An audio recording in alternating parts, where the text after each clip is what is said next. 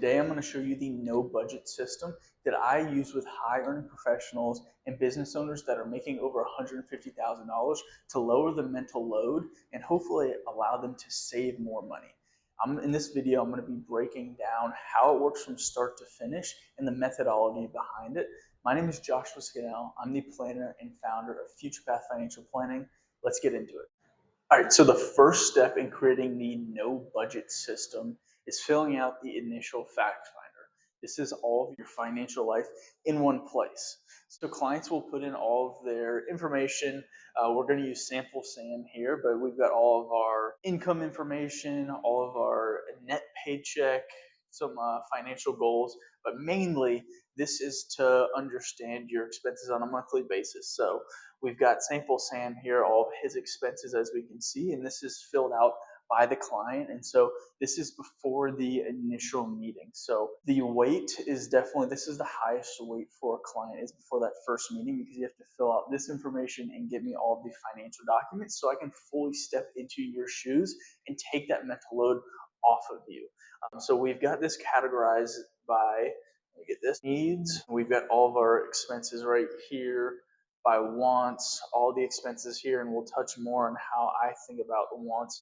We've got our savings / investing or debt payments, if that's applicable, and then we've got charitable giving as the last section. So I also have clients fill out the assets, the liabilities, but that's not what we're focusing on today. So now that we have all of this information about how much you spend, and usually clients don't get this 100% accurate. I don't expect them to, but it should be a good guesstimate of what you think it is. Now, from here, we can look at your cash flow breakdown. So the same columns as before: needs, wants, saving, investing, and giving, but we're going to break that down into a pie chart so we can get a good visual of how much money is coming in and where is it going on a monthly basis. So right here, just for example, sample Sam's making $250,000 between him and his spouse, and then net paycheck hypothetically is $14,000. So we want to make sure that that $14,000 has a place to go every single month. So like I said, we got needs, wants, saving, investing, and giving. And when we look at their allocation here, let me move this slightly. When we look at their needs, is just under 50%, which is pretty solid. At about 30% savings, 20, and then giving just under 4%.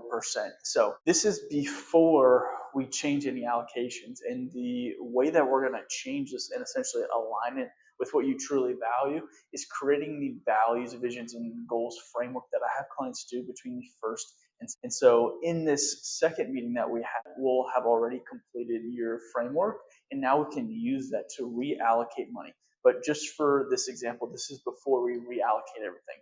So the one thing that I change with the wants is, instead of having individual categories for miscellaneous spending stuff like going out to eat, entertainment, clothing, those sort of things, I just bunch it all into one guilt-free spending. That way we're not trying to keep track of how much we're going out to eat. It's totally up to you what you want to do on a monthly basis, how you want to live your life. Additionally, on this page, some helpful hints is our burn rate, right? For them, that's about just under $11,000. That is your needs plus your wants, and not for tithing. Additionally, we have our emergency funds. That number is not right. So from here, now we can go to the sequence bucket, right? So now that we know your budget categories on a monthly basis, we need to break it down to fit the sequence system. Now, and this will make more sense as we go on, but any spending that varies on a monthly or weekly basis, or daily basis even at that, is going to go out of spending. So think about your groceries, out-of-pocket medical expenses, gas, haircuts, pet expenses, the guilt-free spending that we were talking about, and some charitable donations. Those are all going to come out of your checking account, as they probably do right now. But here's where the real change comes into play, where we can lower your mental load. Instead of having to mentally take into account, hey, when are these payments coming out, because they're all in one bucket, we're going to separate it. So all of our fixed expenses are going to be in one pod, as I reference them, and we'll get into that in just a second. But we can see all of your fixed expenses, and this doesn't necessarily mean the expense is going to be level every single month. Your water and electricity are going to vary, and that's okay. We're going to build in a buffer to take that into account. And then we're going to have our sinking funds. So we've got car maintenance, we've got travel that we want to build up, we've got gifts and tithing that we all want to be allocating to on a monthly basis. And then we have savings. And so this is the really cool part, that now that we know how much we have in fixed expenses and our sinking funds, any amount over that can go towards our savings. And that will be dictated obviously by your personal goals. But now we're going to transfer this information onto the sequence map, which I'm going to show you right now. So here is the money map that I use with clients. We're going to transfer that information that we just walked through onto this map, and I'm going to quickly explain how this works. So these are all referred to as pods. These are real bank accounts. And so this income pod is where your direct deposit would go, or all the income that you have will funnel into. And from there, we can automate it out to the different pods as already categorized by our spreadsheet that we just went over. So all of your money is going to go directly into the income, and from there we can automate it out. And so the first one that we usually do for some people, right, that want to tithe a flat 10%, we can actually do a percentage instead of just a flat dollar amount, which is really cool. From there, we can transfer a fixed dollar amount, which we'll go get into what Sample Sam's is. We can transfer some to our checking account that we can spend out of. We have a travel fund, we have Christmas, we have a car maintenance, and then we have rounding down the savings. So the cool thing is, if you have variable income, which a lot of people do, any amount over our standard living, so our fixed expenses, our spending, our funding, our sinking funds, any amount over that will go directly into our savings. And from there, we can even automate our savings to fill up different goals that we have, or we can allocate a certain dollar amount to each one every single month. So let me show you real quick, right? We have our income coming in. We have our income coming into that income. Now I'm going to fill this out. For Sample Sam's fixed expenses, he had about $5,520. For his car maintenance fund, he had $75. For his spending account, and this would be your checking, he had $3,225. For the travel fund, I believe it was $1,900. And then for Christmas, it was $160 for Christmas or gifts. And additionally, he had $400 going towards tithing. Now, all of that can run on the first of the month or whatever day we choose. But for most people, we just have it run on the first of every month. And so these buckets automatically get filled up. And so we can have your tithing payments come directly out of the tithing pod. And we can have all of your fixed expenses come directly out of this. And what that is doing is lowering the mental load in accounting of having it all in just your checking account like it is right now. And we'll have a separate car maintenance fund if you'd like. Most people prefer that. And then all of our spending that we went over in the spreadsheet is all going to your checking account. This would be your checking account right here.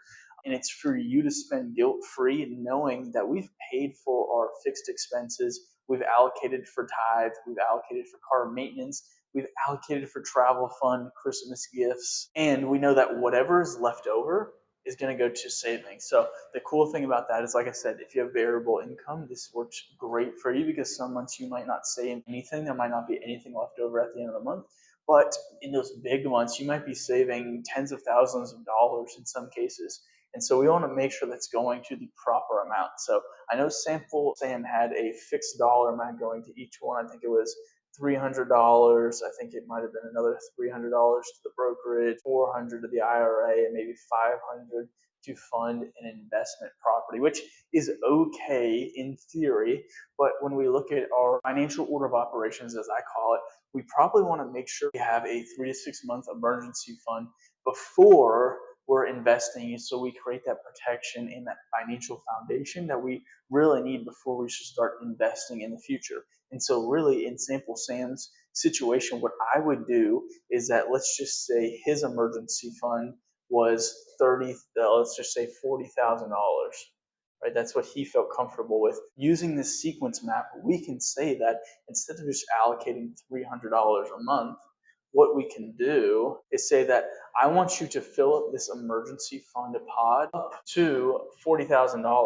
And then once that hits $40,000, then we can move on to probably the Roth IRA. And whenever we max that out around $15,000 for married people, for both people, after you fill that right up to $15,000, then we can move on to the investment down payment property or the brokerage account. Obviously, right, this is personal based on your goals.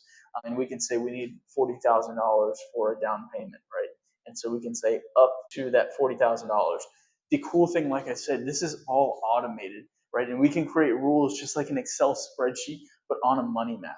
And so we can quickly see, right, if we zoom out and look at everything, is being automated on a monthly, weekly basis. And all of the money that you spend in your checking account is guilt-free, right? Groceries, gas, actual guilt-free spending, meaning just wants. And knowing everything else is already taken care of. Everything else is being funded. And this lowers the mental load. But ultimately, the goal here is that you save more money. And what I find with clients, they find this really valuable. Not only does it lower the mental load, but they feel like they can save more money because it's using the same methodology of the number one savings vehicle in America, which is the 401k. 401k isn't this magical investment vehicle. It's a great savings vehicle because you never see the money actually hit your account. Sample Sam was contributing to a 401k. He was contributing about $1,400.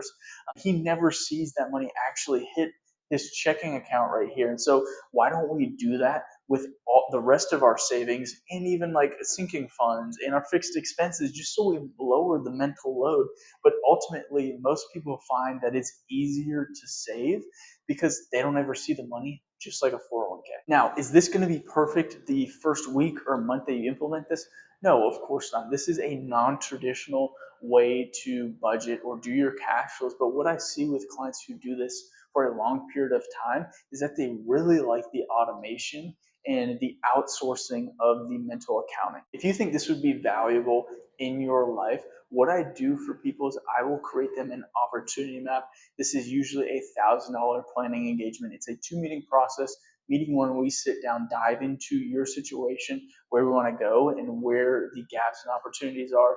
In that second meeting, I'll present you a deliverable, the opportunity map that will lay out based on each of the 6 focus factors, an opportunity area, the cost of inaction, and 3 tactical ideas. And then I'll lay out your top 3 to 5 biggest financial levers that I would implement in your situation. While I'm building the firm, I'm doing complimentary opportunity maps for qualifying households.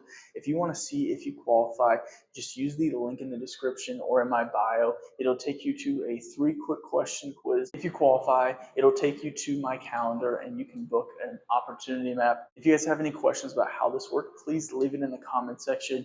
I'd be happy to explain how this system is being used for my clients right now.